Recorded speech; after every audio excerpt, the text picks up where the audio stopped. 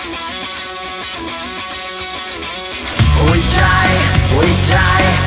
die for rock and roll. Tonight, we can't lose control. Destroying everything that's got no soul. We die for rock and roll. Tonight, we can't lose control. Destroying everything that's got no soul. We die for rock and roll. We die for rock and roll. We die. Hey, this is Bolan. This is Snake from SKID. And I'm Andy Briggs from Double Crash Syndrome. Some of you may know me from Sodom and the Traceelords, but none of this matters today because just like you, I'm a die-hard SKID Row fan. Been a fan for almost 25 years, and a couple of weeks ago I got the opportunity to interview Rachel and Snake for German television, and I thought it might be cool if every SKID Row fan in the world could see the uncut version of this interview, so I'm showing it to you right after this. And to quote Johnny Salinger, no matter how old we get, we will always be the youth gone wild. So let's do this. Okay.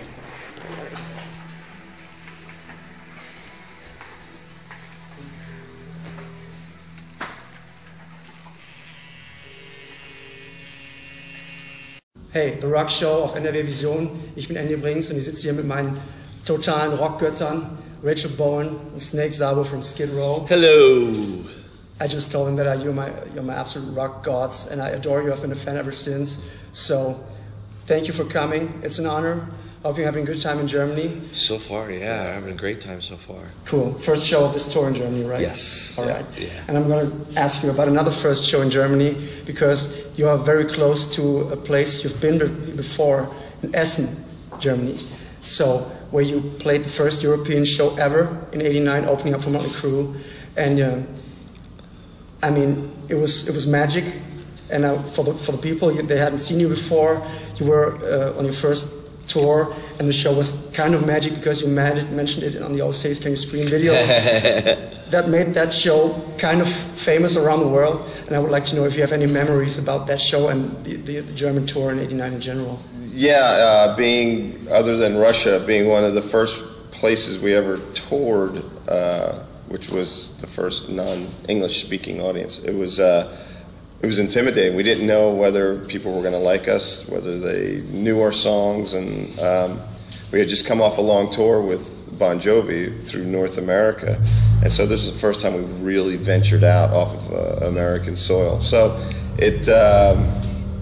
it was an amazing show. I remember the crowd reaction. I remember all of us being like, wow, we're doing something really special and really good here. We're transcending, you know, different languages and countries, and it was really cool.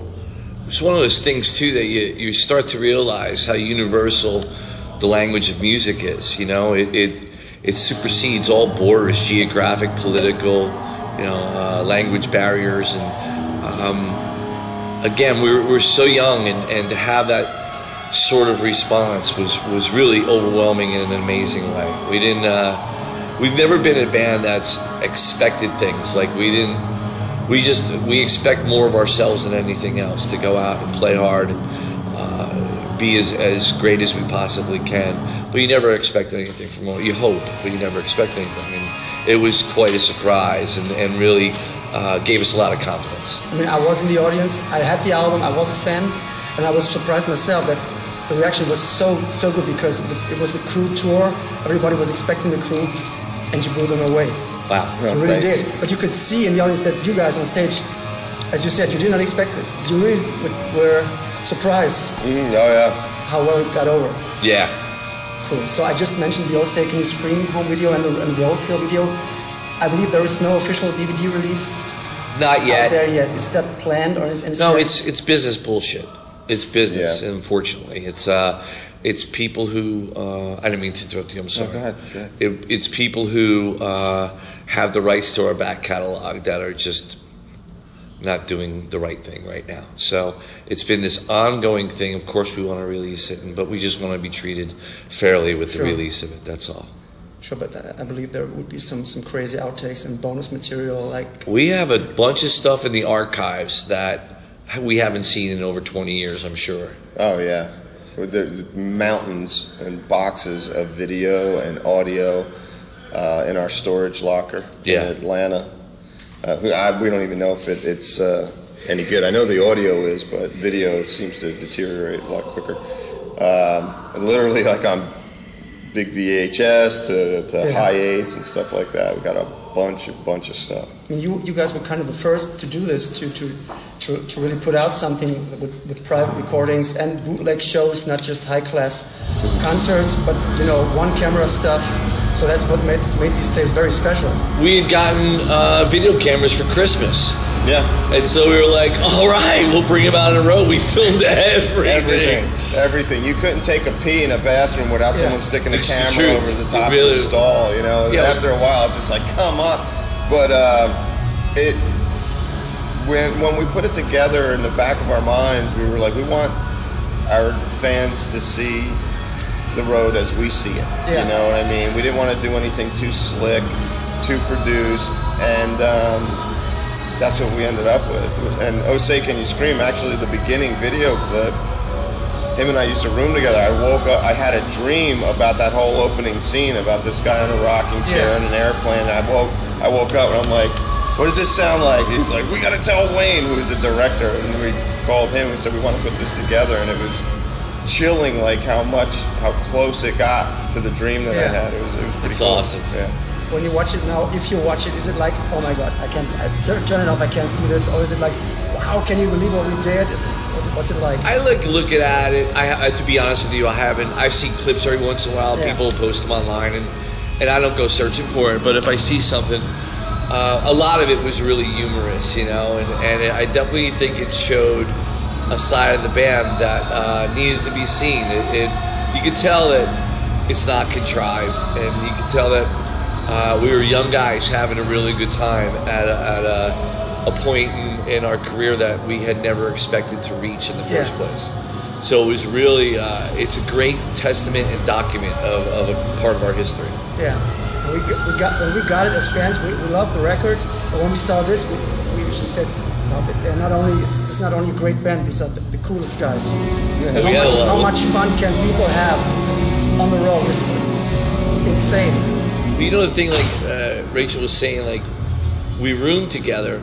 We continued rooming together even when we were, starting to make a little money. We could get our own rooms, and we had so much fun on the road together. We do everything, and so we just kept rooming together until we finally go, okay, let's grow up a little bit. But then we started getting adjoining rooms and leaving the doors open. Did you write songs on the road? Because you're the creative team, obviously, the songwriters? Yeah, it's never been our strength until probably this album, United World Rebellion, where we wrote some stuff in a hotel room. Actually, no, that's wrong. Thick Skin, we wrote a few of those things on the road, but we need kind of a controlled environment to write. Yeah. Whether when he lived in Burbank, I'd fly out to Burbank, we'd write for a few weeks, or he'd come to Atlanta, we'd write for a week or two.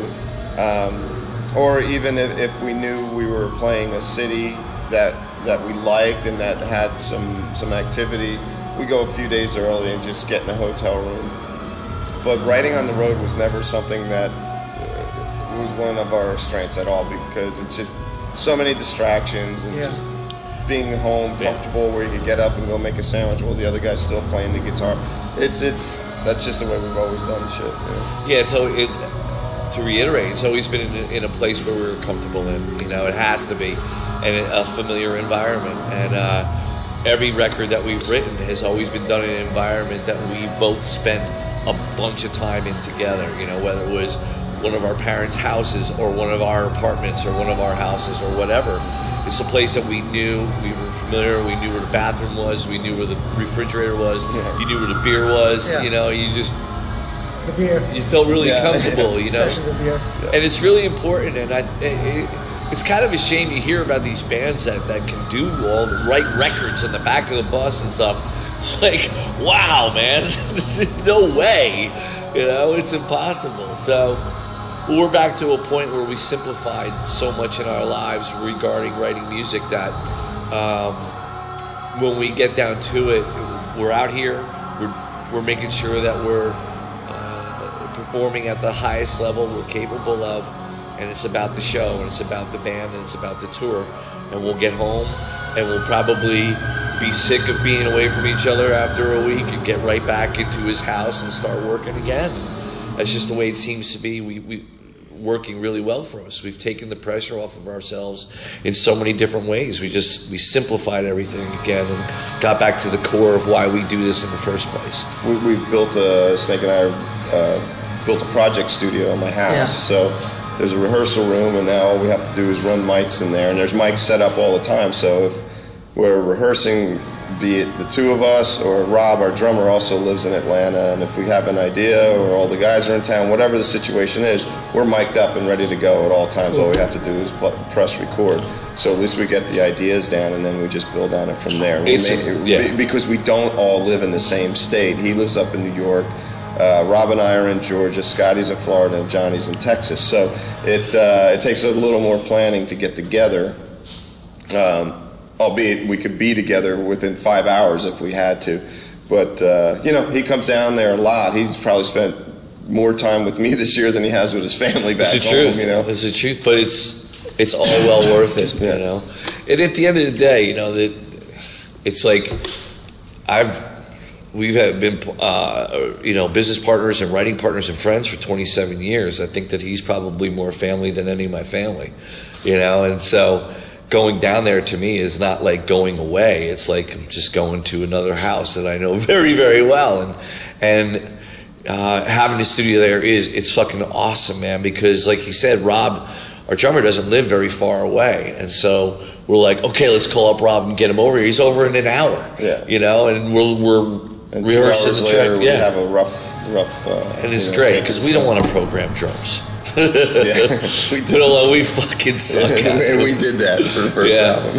So you guys were able to remain friends over all those years. I think that's the best thing, right? It's incredible. It's just, you know what? It may be cliche or whatever, but it's how we were raised and where we were raised.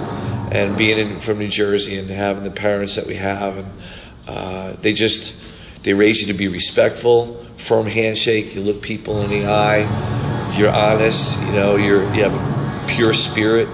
And then, so when we met each other, we had so many things in common, the fact that we were the youngest children in our family, the last. Grew up in small neighborhoods. Yeah. Our parents are hard working and left an indelible imprint on our spirit. And so, friendship is so important, and loyalty is so important. That's why, living out in LA for as long as I did, I just never fit in because that's not a high priority on the majority of people's lists out there. And it's going to be back on the East Coast again. Especially these days where the term friend or friendship is not used in the same way that it was used before. So when you guys say you're friends. Oh man, thick as thieves, man. And, awesome. in the purest form, for sure. Awesome. Not collecting friends like on Facebook. Right, exactly.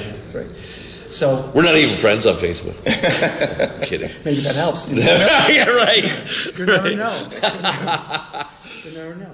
So when you guys made the first 2 albums, did you have a feeling like when you did this could be some real classic stuff that that will not be forgotten in a way? Sometimes I get that feeling with music, right?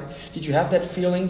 And that what do you think about the fact that the songs, the hits are so classic that even today no rock bar in the world, no rock DJ on earth can survive with your hits? Which is true. What do you think about that? Did you have a feeling like that? Or what do you think about To answer your first part, no, we didn't know. I mean, the spirit inside us, we were going to be the biggest band in the world. That's why we get into it. That's why anybody gets into it, is because you want to be the biggest band in the world, and you want to, play for thousands of people and just tour and stuff. That's in the spirit. That's why you do it. When it happens, you're like, wow, we're doing it. And it's like watching someone else do it, And me personally, to think our songs would stand the test of time, I didn't think about that. It never even entered my mind how long anything would last, because from my perspective, since I was probably 4 years old till we got signed, which we were, what, 23? This is what I wanted to do my whole life. So failure to me and to Snake, it was not an option. Now, how long it was going to go on for was something I didn't even think about. One of the things, if I could just add to that, one of the things that when we write songs, we never wrote with the idea of this needs to get on the radio or anything like that. All we wanted to do was create the best song possible from the idea that we both had together, and create something out of nothing to be the best possible song that particular piece of music could be. That's the way we treated every song. And I personally, I couldn't pick a hit if you put it right in front of me. Hit you with it. Right. You know, it's just, I can't. So that really didn't come into play at all. And I'm with him as far as songs standing the test of time. It's humbling, man. And we talk about it on stage nearly every night about, 24 years later, that people are singing these lyrics back to you, and you realize that you were a part of helping to create something that has emotionally affected a person's life. Wow, man. I mean, that's fucking humbling, Go ahead. We were on tour for the first album, and Snake and I went out to lunch with Brad and Tom from Aerosmith, who, these guys were gods to us, And him and I I think we were just starting to write for Slave to the Grind. And, with the record company coming at us, we were still kids, record company, management, everyone talking about the sophomore jinx and all this, and just pounding it into the head, like almost pounding failure into our head. It was making us nervous. And I had mentioned it to Tom Hamilton, and I said, man, we don't even know where the first step to approach what we're doing. We don't know whether it's good or not. And just as calm as he could be, he had a fork full of food. He just looked at me. He goes, Rach, you guys write to what gets you off first, and all your fans will love it. Yeah. And I was like, wow. And I felt from that moment on, I felt so relaxed, and all these doors opened up in our head. And then we started really writing hard for Slave to the Grind, and it ended up debuting at #1. So he was right. He was so right. It's funny because writing is a very selfish act in a very good way, because you have to write for yourself. If we're writing together, we both have to love it. If we both don't love it, we work until we both love it. And then you hope that everybody else loves it as much as you. Especially the rest of the band. Yeah, right. But you really have to sit there, and we both have to really love it. Yeah. We have to pause for 1 second, because that is... One more question, please. One more question? Oh, he's got a few more. Give him a little time. Can we get some more time? Yeah. Okay, thanks, man. Thank you. Sure. So, Thanks, Toad. Thank you, Todd. So for me, for my generation, Youth Gone Wild is the ultimate anthem. This was our soundtrack to the rebellion, whatever shape or form that rebellion took. It was the new rock and roll all night, and it still is. That's amazing. It still is, And when I do some DJ sets, some rock DJ nights or stuff like that, and I play it every night. If the people ask for it, I play it anyway. Right. So, and if I play it, it gives me goosebumps, because I hear it. I love that. It never gets old for me. Never.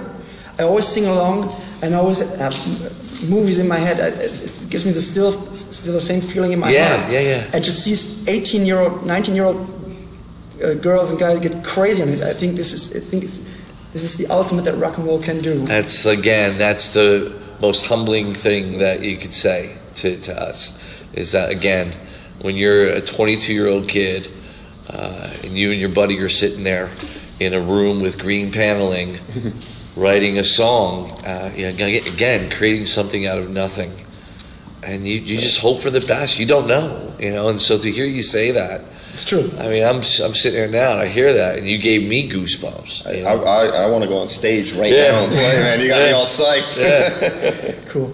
So do you think I can run through my Go questions? for it, dude. Go for very, it. very cool. So on the other hand, we have Subhuman Race. To me, a monster of an album. But thank you. That gets kind of overlooked these days because of reasons that I don't understand. Because when it came out, I loved it. I still love it. But you know, it never. I think maybe never got the recognition it deserved. On the other hand, the tour you played for the album, I think that was super aggressive shows. Yeah. Very, very heavy. Yeah. Very raw. Yeah. Very aggressive. Yep. And I think it's not fair that this album gets, correct me if I'm wrong, but it gets overlooked, maybe overshadowed by the first 2 albums with the hits and everything. Yeah, I mean, I don't know, do you play songs from it live? Once in a while. Yeah. Yeah, once in a while. I mean, these records occur with every band, you know? Yeah. Hidden gems, if you will. It's very difficult to be objective when it comes to the stuff that you do. All I do know, what I remember of making that record was, it was not a great experience. There was so much turmoil and tension within the band. It felt almost unfinished in a certain way. There's some really great moments on it, without a doubt, but I think that the climate that we recorded it in, the emotional climate and the vibe and everything like that, was not great. It was barely good. And I think, to be honest with you, the accomplishment is in actually finishing the record. That's the accomplishment, is that we actually did finish the record, because it was bad times. I mean, it was... And plus it was kind of the changing of the guard as far as music goes. Yeah. You had bands like Nirvana coming in and putting bands like Skid Row out of business for a while. You know? It was, you know, that our genre had kind of run its course at that point. And like Snake said, on top of all the infighting and turmoil within the band, it was like, for all of us to be in a room more than 20 minutes together, that was a feat in itself. You know? It's not healthy. Yeah. No, it wasn't healthy. That's the perfect word. It was toxic. It was a toxic situation that really was pretty much out of all of our control at that point. And I think it was just a case of we were all just really tired of dealing with the turmoil, and we just wanted to. We knew we had some great ideas for the record, and again, there's some really clear, shining moments to me, but there's also unfinished business in that record. And that's okay. That's okay. You know, again, every band has these records, and you know, that's one of them for us. So I'm fortunate. I feel very fortunate to be a part of the follow-up to that, which was, you know, Thick as a Skin. Thick Skin, excuse me. Like I have to correct you and stuff. Yeah, no. You do, actually. You'd be surprised. Yeah, right. So then everything kind of fell apart for a little while. And then for me, it restarted when I was at the KISS show at East Rutherford, New Jersey. You were there. I was there. And I said, oh no, another opening act. And then all of a sudden I went to go for a Coke. And as I'm walking up the aisle, I said, please welcome Ozone Monday. I said, what? Because I knew. Wow. You had this band. I went right back to my seat. It was surreal. Because I had only heard that you guys had this band. I didn't know that you were on the bill. And all of a sudden I see you playing. It was real surreal because you did not play Skid Row songs. No. With all new material. It was all you guys with another singer. So, but that band was there and it was not there somehow, right? Yeah. Because you never made a record. No. So what's the story? What's the short story behind I think all it was that? more of a project than it was a band. Totally. I mean, it was something. Totally. It was an outlet because at that point, because things were so bad and just the musical climate, you were almost afraid to say that you were in Skid Row or a band from that era. You know, when we created Ozone Monday, it was just kind of Scotti, Snake, myself, and the singer Sean just kept writing song after song after song, and they were good pop songs, you know. And I'm still proud of them. I mean, we actually ended up doing "Born a Beggar" on "Thick Skin," which was an Ozone Monday song. And still, I listened to the demos that we made, and there's some really, really good songs. Yeah. And yeah, I agree. Yeah, so we got the opportunity to go and play with KISS, and we didn't expect much, you know. People, when I say people, I mean industry people, couldn't look at us as Ozone Monday. Yeah. They couldn't accept us as Ozone Monday and not Skid Row. Right. Because there were, at that time, there were 4 out of the 5 members in there, and then it became, just 3 out of the 5. And they just couldn't accept it. So I think it was way more of a project, but it was a fun project. It was we lot had a of blast. fun. It gave us an opportunity to, I think, I look back at it now, and that was a bridge for us. It was a way to not only get our chops back writing together and stuff, and exploring different things, like more of a poppier side. Because again, as much as we grew up on the Ramones and Kiss and Judas Priest and Van Halen, we also grew up on pop music on AM radio as children, So there's always that Motown and things like that, and so we let those influences, I think, come out a little bit more. But it was more of a bridge to rebuilding our relationships with one another and getting over the sourness of what we had all just experienced. Yeah. And then it was not only to do that, but we had a lot of fun in the studio, just being really creative. Everything was just us. There was a circle of people. It was the guys in the band. It was a couple friends who were engineers and stuff like that. And we pretty much we lived close enough together or together. And then finally one day, Rachel and Scotti and I are speaking to each other, and we're like, man, we had never really approached the subject of Skid Row. And we just started talking about how much we really, aside from the terminal, we love these songs, so many of these songs. The heart and soul and the emotion that went into all those songs, we still love them. Might not have loved the people that were playing them at that particular time or at this particular time, but let's separate the two and go, fuck, man, I want to play these songs again. But we just didn't want to do it in the same environment, the toxic environment. And that's when we decided to start auditioning singers and go through a myriad of drummers. And then came the Rebirth with Johnny, and the first shows. I saw some of the shows on the Kiss farewell tour, which was the hits, kind of getting. Yeah, we had 30-minute. Minute set. So yeah. Ted Nugent and Kiss, thought that was cool just to say hi, we're back. Yeah. But from then on, I think you guys were never in danger of becoming a nostalgia act, and I like it. I really love that, because there's some bands from your era who are a nostalgia act, nostalgia. I understand exactly what you're saying. Sure. Because you always kept making great records. I think Thick Skin, Thank you. Awesome. I love classic it. Skid Row, Yeah. Revolution's just as good. Right. It's because you are still a working band. You never stop being a working band. It's just kind of never looking back. And I had the feeling that you work just on your own terms. Is that right? Absolutely, that is the truth. That you feel that you work totally with no pressure. That's just your own. We put a lot of pressure on ourselves, though. You tour when you. That's the impression I have. You tour when you feel like it. When you want to tour, you tour. When you make a record, you make a record. Yeah. So, how many planning? Am I right? So You're spot on. Yeah. You're spot on, man. There is a certain amount of nostalgia attached to this. Obviously, we've been around for so long, which is great. We have no problem with that. Sure. But we couldn't just do that. Yeah. You know what I mean? We couldn't just go out and play the same songs over and over again. We love them, but this band needs to make new music. We're songwriters. We're artists, and we need to make new music. If we didn't do that, we probably would have stopped touring a while ago. We love playing live, but the excitement of writing new material and releasing new material. And the other day, where were we playing the first single off the EP, Kings of Demolition? People were singing it back so loud. And Last night they were. Yeah, we look across the stage at each other. We're like, wow, this is 24 years later, and it's a brand new song, and people are already attaching themselves to it, which, from a songwriter standpoint, is the ultimate. It's mission accomplished. It's great, and we will continue to make new music. And that's how, again, getting back to the core of who we are and what the band is, that's how he and I started out. I mean, we started out right. That's how our friendship developed.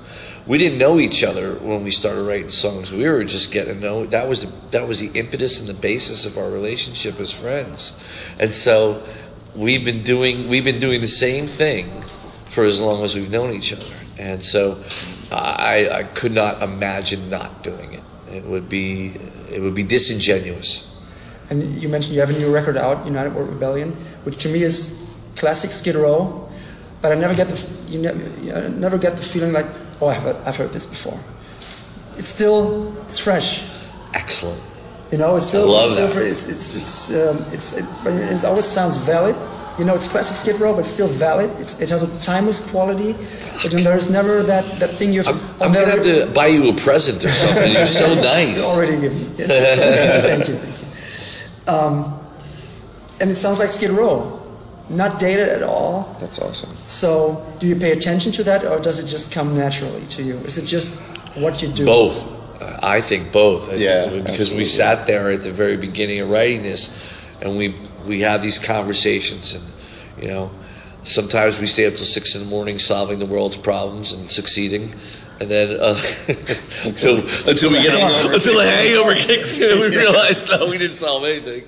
But then we have these conversations about just, you know, about heavy stuff, our lives, you know, our lives, separate our lives together, the band, the world, everything. And then one of the things we realized was like, man, you know, why did we start doing this in the first place? You know, we started doing this because we needed to express ourselves. It was as pure, as simple as that. Talking didn't get it done. Yelling didn't get it done. Silence didn't get it done. Music was the answer for us, expressing ourselves through music.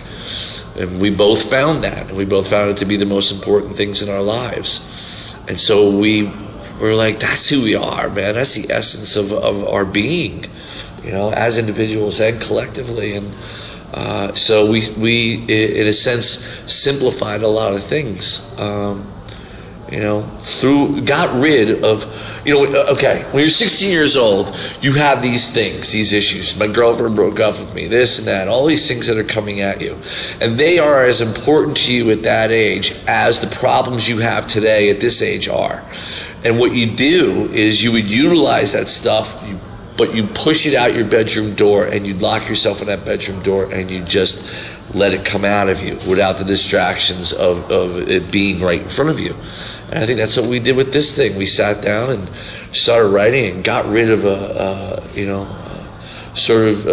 enclosed ourselves and didn't let anything in the periphery invade our space. And I think if it's your personal approach to rock and roll, I think that's what makes it impossible for bands to sound like you. Because to me, one of the biggest lies in rock and roll is, hey, you gotta check this band out, they sound like Skid Row. They never do. Because my friends know I'm a Skid Row diehard fan, and there's new bands coming out, check them out, they sound like Skid Row, you have to like them. And I check them out, they never sound like you. Right. You know, I know what they mean, but they never do. Right. So maybe they just, it's impossible to reproduce your personality, your personal approach to rock and roll. I don't know if anybody wants to reproduce our personality, that's for sure. Your rock and roll part. Yeah. No, I understand what you're saying. It was, with the first chapter, United World Rebellion, like when we first got together and started writing, we had stuff that we were like, it's okay, because we hadn't done something in 7 years since Revolutions Per Minute, and Revolutions Per Minute was completely experimental. There was no guidelines. There was, hey, I wrote a country song that ends up hardcore at the end. Yeah, let's record it. Hey, I wrote this song. Yeah, let's record it. There's nothing was cohesive. You know what I mean? So we just did that, and I think every band needs to do a record like that because. Right. It gets it out there, and then all of a sudden your mind is all open for other things. Absolutely. That being said, we got around 7 years later to doing United World Rebellion, and like Snake was saying, we just kind of shut everything out. You know, we turned off our cell phones, we didn't answer emails, you know, and him and I do all the business, and we had to just kind of shut it out. People were getting mad at us because we weren't answering emails or phone calls, you know. And we wanted, like you said, we wanted to be those kids that wrote those first couple records again. And it's being around for almost 25 years. It's really not easy to retrace your steps and find your roots. I mean, you know where your roots are. It's finding them. Yeah. I didn't listen to anything new. I listened to all the stuff that we grew, Aerosmith, Kiss, AC/DC, Ramones, Sex Pistols. That's all I listened to. I didn't turn on commercial radio. If I listened to radio, it was classic rock. It was all the stuff that my brother turned me on to, or my sisters, and the stuff that we grew up listening to. And then when we got together, we started writing, and all of a sudden that stuff started coming at us. Like, he'd play a riff, and I'd be like, that is so signature Snake, that's awesome. And then we'd build on that. And then it started coming together more and more easy as we went along. But to get to that initial starting point was, for me, it was really difficult. Oh, no, me as well. Yeah. We've talked about this, yeah. It was not easy at all. Because you have to be really honest when you're doing it. Yeah. You have to be really honest with yourself when you're doing it. Because of your history of rebellion and being honest and being the guys who you are, I think to come up with some stuff that's not you, that would be disingenuous. Yeah, and Skid Row fans will see right through it. Oh, immediately. Right. Immediately. Yeah. And especially in this day and age with how many haters are out there. Yeah, because everything and everybody expresses his opinion immediately, openly, aggressively, and brutally honest. And anonymously. And anonymously. That shows a lot of balls. Yeah. But this whole process it's funny how, because it was almost self-perpetuating how something would happen and that would inspire something else and inspire something else. And next thing you know, you're creating something and it feels just so right. It feels right. It doesn't feel forced. It doesn't feel contrived. It just feels right. And then you step away from it, and then we're completely and brutally honest with the song and with ourselves, which is really, again, being around each other for such a long time and being in this business, man. A lot of times ego will take over, and it's foolish ego. For the most part, we've been pretty good about pushing the ego aside and going, okay, let's just view this from just a song standpoint, and it's been good. And sometimes it occurs within a minute, sometimes it takes a day, 2 days, whatever, maybe a week, but we always get there now. We always get there, and that's really something to be said for that. I don't know of anybody else that writes songs with that much honesty with one another and that much respect for one another. A lot of people, I think, view it as not an art form, but an exercise. Yeah. Okay, I gotta go do my sit-ups today. Instead of doing sit-ups, they gotta go in and they gotta, write 5 lines of lyrics or whatever. No. So you mentioned all the distractions that are around these days. Many things have changed. So how has touring and traveling changed for you with all the kinds of stuff being online, to work online every day, all kinds of stuff? How has touring and traveling changed for you? Do you like it? You get conditioned to it. Me personally, I put aside a little time each day to check emails and try and keep up with Facebook if fans are writing me personally or whatever. And I try to keep up with it.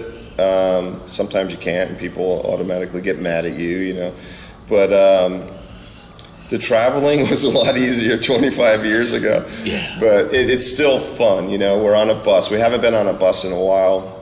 Back in the States, we've been doing fly dates. We'll fly into a region and do 4 or 5 shows or 3 shows, whatever, and then fly home because the guys have families and stuff like that. So they get to watch their kids grow up. Like Scotti has a 2-year-old son. Rob has she's 4-year-old daughter or something like that. Yeah. So instead of watching their kids grow up on Skype, they get to actually, be there with them and whatnot. But that's starting to change now that you put out a new record. It starts to change. So we've been overseas for it will be almost 6 weeks by the time we get home for a few days, and then we go to South America. And then January it all starts up again with recording the 2nd chapter. So there's pros and cons with always, but that's just the way it is. Go ahead. I'm sorry. You got to expect it if you want to succeed in this business, and this is what you really want to do the rest of your life. You have to expect not to have all the privacy you want, not to be able to say hello to your friends every day like you'd like to, not to be able to speak to people all the time, and in turn you start to learn who all your friends are, you know, back home. I have my oldest friend, John, I've known since I was 4 years old. Cool. I could talk to him tomorrow and not talk to him for another year, and the conversation will pick up. It won't be like, hey man, you didn't call me.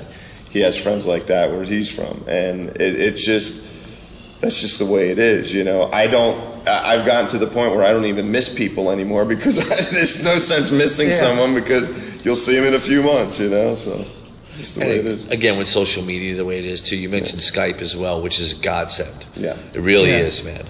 Because there are those moments where you do miss the people back home, be it friends or family. That's a godsend. It really is. But there's one thing that's interesting is that when you're a kid, you throw that thought out there like, I would do anything to be in a band with great songs and go on tour. Well, anything is a lot of things, you know, and so you have to sacrifice an awful lot. We've all lost relationships because of what we do, you know. We've all have lost touch with so many people because of what we do. Life travels in different paths, and you know, who's to say what would have happened if this never happened to us? But that's part of the thing that you miss birthdays, you miss anniversaries, you know, you miss holidays. It's just the way it is, man. So there's a lot of sacrifice that goes into it, but the payoff is 100-fold, in my view. And you've also, all of us, I think I could speak for all of us, we've met someone special because of what we do. Cool. You know? And it's like they understand that, you know what, I'm probably not going to be able to call you tonight because we're 6-hour time difference. You're going to be going to work while I'm going on stage, so I'll talk to you in a couple days. And when you have that understanding, it makes life so much easier on the both of you, you know. It so does. And everybody knows the other way. I mean, it's like, it's not like when you get a relationship with someone, it's not like, you know, they don't know what you do for a living. We've been doing it for 27 years, so they probably have an inclination. Right, exactly. Hence why we all got divorced. Right. So this tour with Ugly Kid Joe, is, to me, it's the perfect match. The bands, and from Awesome. what I read online, the people, the crowds, the response is great. So how did this come about? You've been friends. Whose idea was it? No, our agent. Our agent, yeah, he's their agent as well, and he brought up the idea, and we were like, cool. We had never met those guys before. Awesome, really? Yeah, and we're just having the best time, man. Like, so nice much guys, fun. right? I can't believe we've been doing it for this long. Yeah, they're really good guys, you know, and so is the Dead City Ruins guys. I mean, those guys, you know, they're all really good people, and I think everyone here is really thankful to be here and be able to do this, and that means a lot. It says a lot about everybody's character, and there's been no bullshit, just a lot of laughs and a lot of fun. Yep. And you never know what to expect, man. You walk in with your guard up, you know. I did, you know, but and you see how just everybody's just a person, man, just like you, and it's killer. And so, and the response has been awesome, and they're a great band, and so is Dead City Ruins. They're just these young, broke kids who don't give a fuck except to play music in front of people. Right. And I love it, and it's inspiring on a daily basis. Yeah.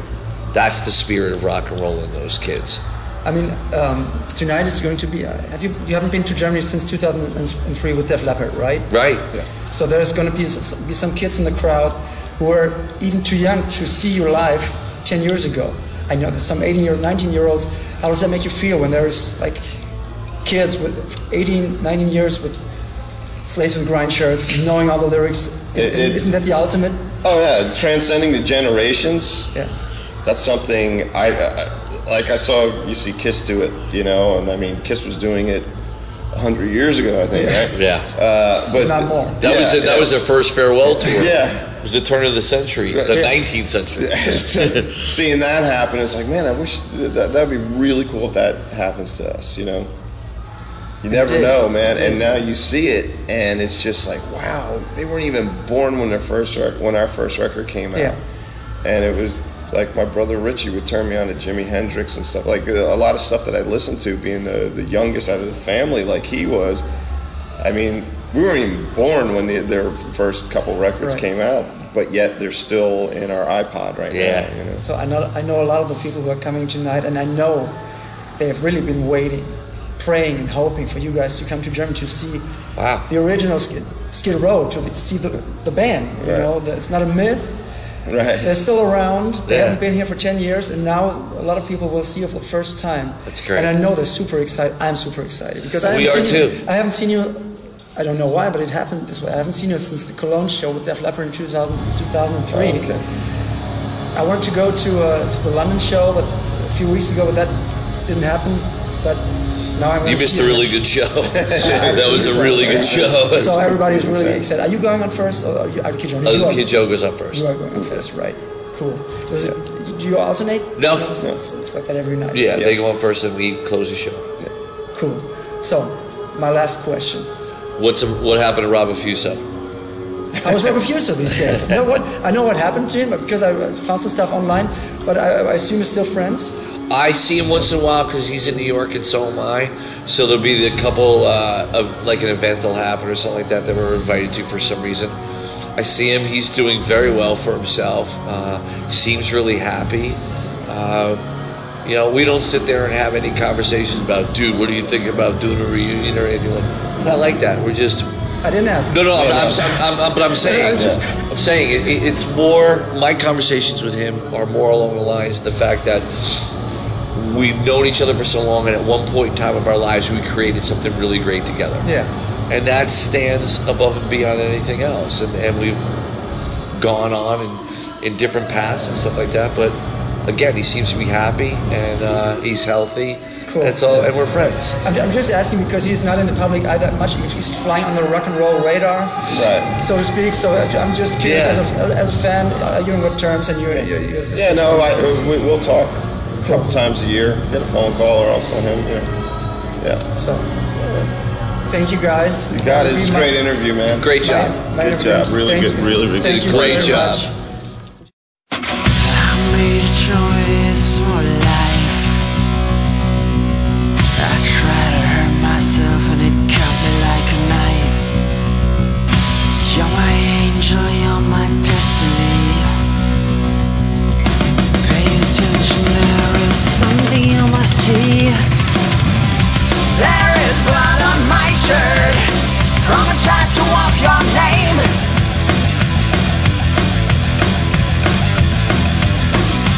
Just a single word, love just ain't no game.